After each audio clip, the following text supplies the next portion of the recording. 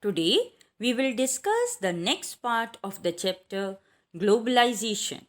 In this, we will discuss about the working of the MNCs, how they make a collaboration with the other countries, etc.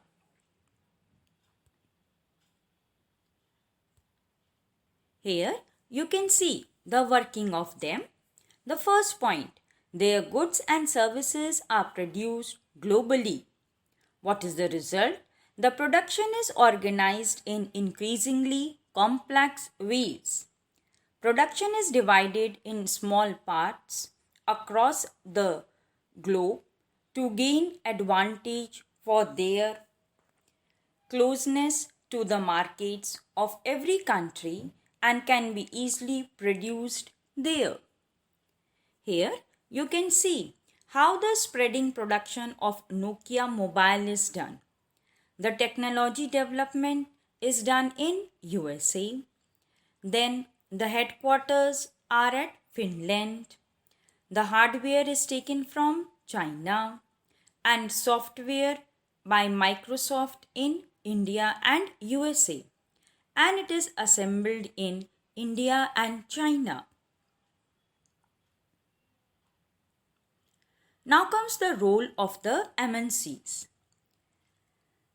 They have been looking for locations around the world which would be cheap for their production. As a result of greater foreign investment and greater foreign trade, has been greater integration of production and markets across the countries. More and more goods and services, investments and technology are moving between the countries. Most regions of the world are in closer contact with each other than a decade back.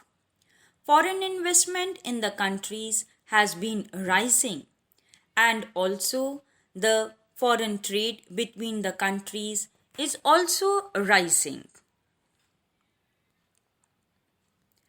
There are some factors which is having a major role in popularizing the globalization. The first one comes over there is transportation technology. In the past 50 years, this technological improvements has led to faster delivery of goods across long distances at lower cost. Containers for the transport of goods have led to huge reduction in port handling costs, increase the speed with which goods can reach the markets. Then another feature is the airlines. The cost of air transport has fallen. This has enabled much greater volumes of goods being transported by the airlines. Another major role comes of information and computer technology. First comes your telecommunications, which have facilitated by the satellite communication devices, facilities as telegraph, telephone, including the mobiles, fax are used to contact around the world, to access the information instantly, and to communicate in the remote areas. Next comes the computer and the internet. Computers have entered in almost all the fields. Internet allows one to share information on almost everything. We can send instant email and talk by voice mail across the world at almost negligible cost. Then comes the trade barriers. Tax on imports is an example of the trade barrier. It is called a barrier because some restriction has been set up.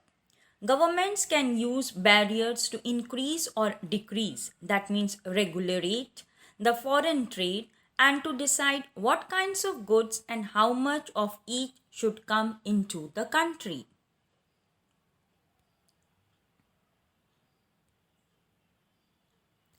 There are various steps. The Indian government after independence has put barriers to foreign trade and foreign investment. This was considered necessary to protect the producers within the country from foreign trade. Industries were coming up, and the competition from the imports at this time would not be beneficial for the Indian industries. The next important thing comes is the liberalization. It refers to relaxation of government restrictions in areas of economic policies. Thus, when government liberalizes trade, it means it has removed the tariff, subsidies and other restrictions on the flow of goods and service between the countries. There are some objectives of liberalization.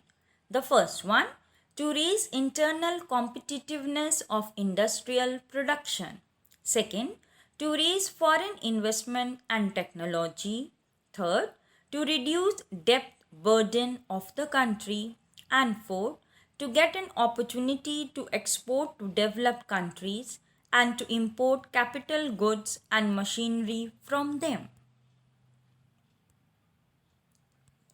There are some advantages to it. The first one, increase in the rate of economic growth. Second, reduction in poverty and inequality. Third, control on prices. Fourth, increase in competitiveness of industrial sector. And fifth, increase in efficiency. There are some disadvantages too. The first one, that is the pressure of IMF, that is International Monetary Fund, and the World Bank on the different countries. Second, more depending on the foreign debt. Third, dependence on foreign technology. Fourth, undue importance to privatization.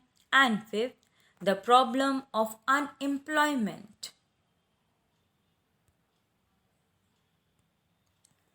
WTO, which stands for World Trade Organization.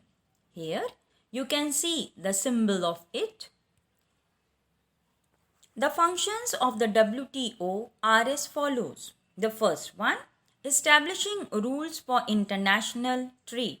Second, ensuring the rules that should be followed.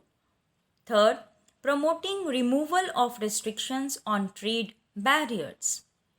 WTO is against barriers on trade in the form of tariffs and import duties, as these impede the flow of capital, investments, and technology. These mechanisms prevent the functioning of the free trade.